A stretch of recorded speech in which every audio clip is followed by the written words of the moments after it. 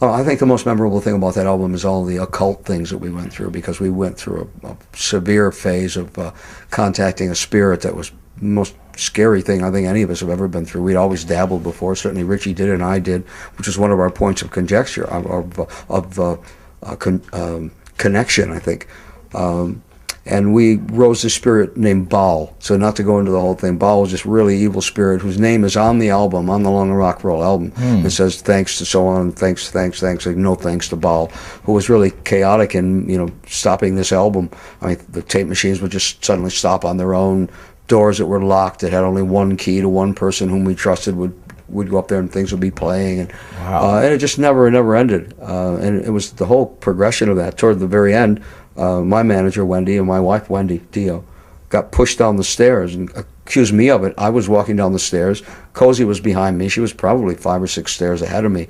Luckily, I had a box of china, antique china that we had bought there, and suddenly tumbled down the stairs and landed on the box of china, thank God, because it broke a fall. Only broke a couple plates. And she turned around and said, "You bastard."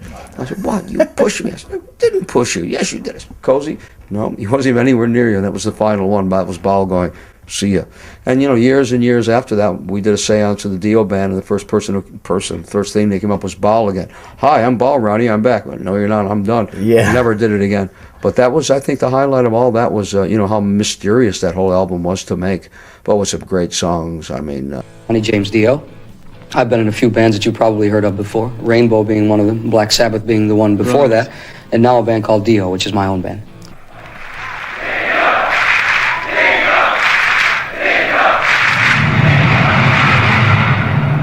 I guess I'm considered a bad influence on everyone, especially kids, because they feel that young people's minds are, as of yet, too open to outside stimuli, and I think they feel that my outside stimuli is a bad influence. I like to think of myself just as an influence, just someone who can open the mind to another part of life, or perhaps another part of death. Have you experienced any mysterious things? Yes, quite a few, as a matter of fact. In the band, one of the bands I mentioned before, Rainbow, which I'm sure is very well known in Sweden, Richie Blackmore and I put that band together. Its inception was created by myself and Richie, and we were both very interested in the spiritual side of life. We were very interested in white magic, not black magic, because even though it does exist, I much prefer to stay away from it. It's very, very dangerous, something that you should stay away from. It's good to be knowledgeable about it, but stay away from it because it's nothing to touch. But white magic, Richie and I would, upon occasion, try to speak or converse with some spiritual world. And in one of our recordings for an album called Long Live Rock and Roll, we had quite a few problems with tape machines starting on their own and stopping on their own, and a song that we never could seem to finish. So we decided to have a seance, and we did, and we uncovered someone who said he was Baal. That's spelled B-A-A-L. Baal was one of the earliest devils, the head of a spider, the head of a goat. It has different connotations.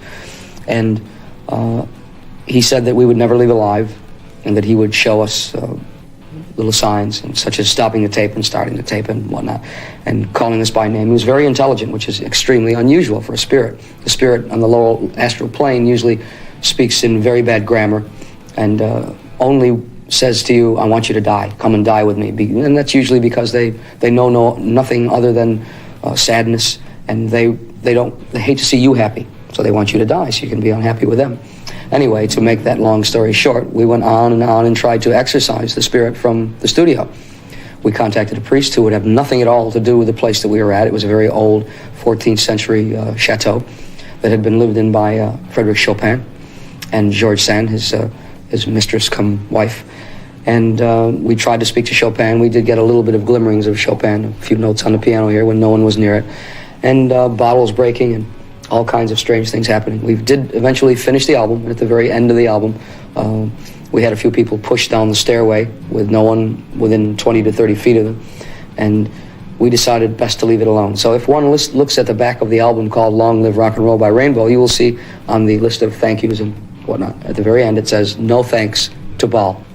Baal was one of the earliest devils.